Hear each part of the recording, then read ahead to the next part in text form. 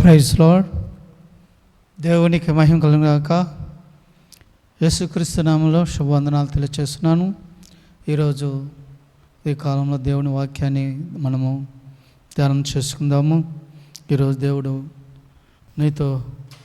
నాతో ఏం మాట్లాడతాడో ఆ మాటల ప్రకారంగా మనం నడుచుకుని జీవించే వారంగా ఉండాలని చెప్పి ఇదే కాలంలో వాక్యాన్ని జ్ఞాపకం చేసుకుందాము.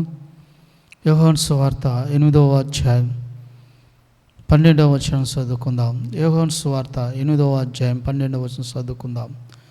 మరలా యేసు, నేను లోకమునకు వెలుగును, నన్ను వెంబడించేవాడు చీకటి ఒక జీవపు వెలుగు కలిగి ఉండని వారితో చెప్పెను. ప్రేమంటోలారా, మరి సమయంలో గమనించినట్లయితే ఇక్కడ యేసు, నేను లోకమునకు వెలుగును, నన్ను వెంబడించేవాడు చీకటి ఒక జీవపు వెలుగు కలిగి ఉన్నాను అన్నాడు. యేసు ప్రభువారు ఈ లోకంలో ఆయన వెలుగును అంటున్నాడు. యేసు ప్రభువారు అంటున్నాడు, యేసు నేను లోకమునకు వెలుగును అంటున్నాడు. అవును, ఆయన వెలుగై ఉన్నాడు. ఆయన యందు ఏమాత్రము చీకటి లేదని పరిశుద్ధ గ్రంథమును మనకు తెలియజేస్తుంది. యేసు ప్రభువారు పరిశుద్ధుడైన దేవుడు, ఆయన గొప్ప దేవుడు కాబట్టి ఆయనలో ఏమాత్రము చీకటి అనేది లేదు. చీకటి దేనికి సాదృశ్యం అంటే పాపానికి సాదృశ్యం. కాబట్టి ఈ పాప లోకంలో జీవిస్తున్న ప్రతి మానవుడు, ప్రతి వారు కూడా పాపంలో ఉన్నారు. కాబట్టి యేసు ప్రభు వెలుగై ఉన్నాడు.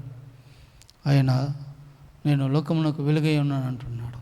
కాబట్టి ఈరోజు మరి యేసు ప్రభు దగ్గరకు వస్తే వెలుగు ఉంటుంది.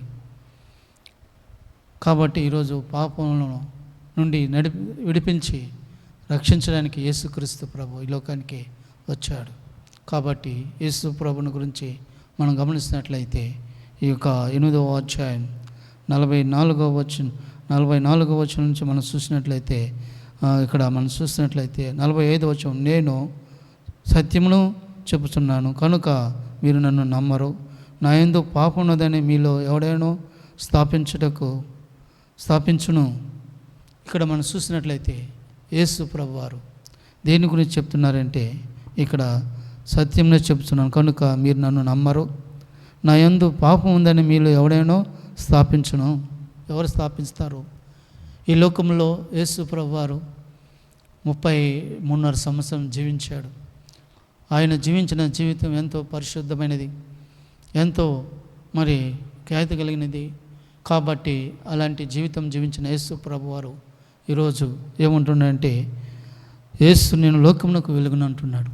కానీ యేసు ప్రభులో పాపం లేదు, పరిశుద్ధుడని ఆయన గురించి కెరూబులు ఒక్కొక్క దానికి 6 రెక్కలు కలిగి 2 కాళ్ళు కప్పుకొని 2 మరి కళ్ళు కప్పుకొని 2 ఎగురుతూ యెహోవా పరిశుద్ధుడని అతి పరిశుద్ధతో దేవుని స్తుతిస్తూ ఆరాధిస్తున్నట్లుగా మనం చూస్తున్నాం.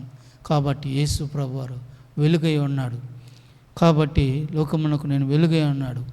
యేసు ప్రభువారు వెలుగు కాబట్టి ఆయన చీకటి లేదు, ఆయనలో పాపము లేదు, పరిశుద్ధుడు ఆయన.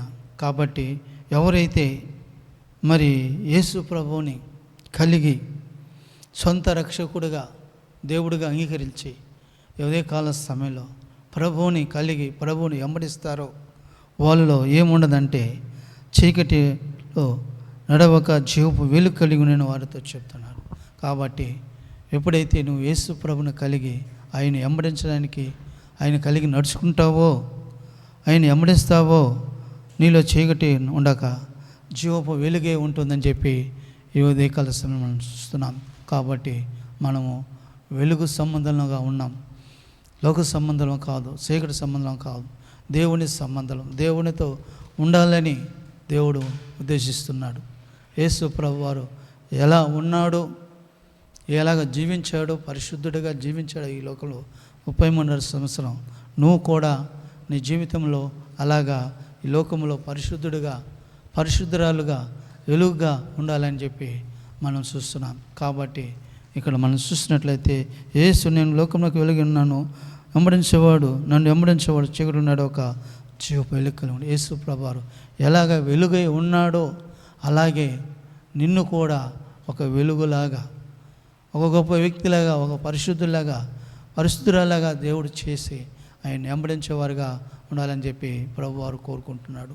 కాబట్టి ఉదయకాల సమయాన నువ్వు నేను ప్రభువును వెంబడించినప్పుడు, ప్రభువులో జీవించినప్పుడు, ప్రభుతో ఉన్నప్పుడు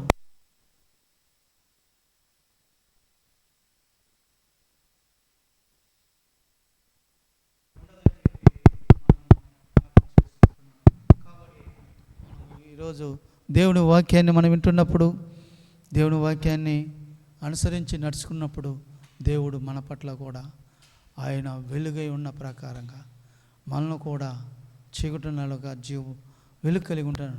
చీకటి పాపానికి సాదృశ్యం, లోకానికి సాదృశ్యం. లోకంలో నువ్వు నేను జీవిస్తున్నప్పుడు, లోకంలో మనం జీవిస్తున్నప్పుడు చూడండి, సముద్రంలో మనం చూస్తాం, సముద్రంలో పడవలు నడుస్తుంటాయి.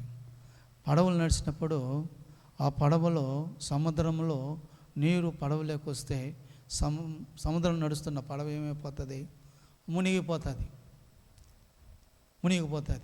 సముద్రం మీద నడిచినంత వరకు పడవ బాగుంటుంది, దానికి ఏ ఇబ్బంది కష్టం ఉండదు. ఎప్పుడైతే సముద్రంలో నీళ్ళు ఆ పడవలోకి వచ్చేస్తాయో అప్పుడు ఆ పడవ మునిగి సాగిపోతుంది. అంటే ఈ లోకంలో జీవిస్తున్నా నువ్వు, ఒక ఇలుగుగా ఉండాల్సిన నువ్వు మరి చీకటి అనే పాపం నీలోనికి వస్తే నువ్వేమైపోతావంటే ఈ లోకంలో మునిగిపోతావు, నశించిపోతావు, నాశనమైపోతావు. కాబట్టి దేవుని వాక్యం చెబుతుంది, యేసు లోకమునకు వెలుగై ఉన్నాడు, నన్ను వెంబడించేవాడు చీకటిలో ఉన్నాడు, ఒక జీవపు వెలుగు కలిగి ఉన్నాడు. అవును, లోకంలో మనం జీవిస్తున్నాం, లోకంలో ఉంటున్నాం, కానీ లోకంలో మనము పోకూడదు, లోకంలో మనకు రాకూడదు. కాబట్టి లోకమును జీవిస్తున్న యేసు ప్రభు కూడా 30 సంవత్సరం జీవించిన యేసు ప్రభు కూడా ఆయన వెలుగై ఉన్నాడు, ఆయన పరిశుద్ధుడై ఉన్నాడు.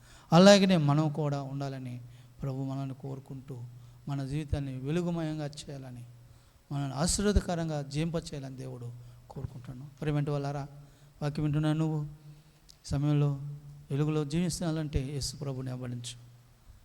చీకటి నుండి పాపంలో విడిపించి నిన్ను తప్పించడానికి యేసు ప్రభువారు ఈ లోకానికి వచ్చాడు. కాబట్టి వాక్యం అంగీకరించినట్లయితే ఈరోజు నువ్వు రక్షించబడతావు, దేవుళ్ళు నువ్వు వెలుగై ఉంటావని చెప్పి మనం జ్ఞాపకం చేసుకుంటున్నాం. కాబట్టి సమయంలో వాక్యం దేవుడు దీవించిన గాక. ప్రార్థన చేసుకుందాం. ప్రేమగల తండ్రి, దయగల ప్రభువా, సత్యమైన మాటలు మాకు అందించినందుకు నీకు స్తోత్రాలు చెల్లిస్తున్నాం. తన వాక్యం అనేక హృదయాల్లో ఫలించినట్లు చేయమని, నడిపించమని, కాపాడమని యేసు నామమున ప్రార్థిస్తున్నాను తండ్రి. ఆమేన్.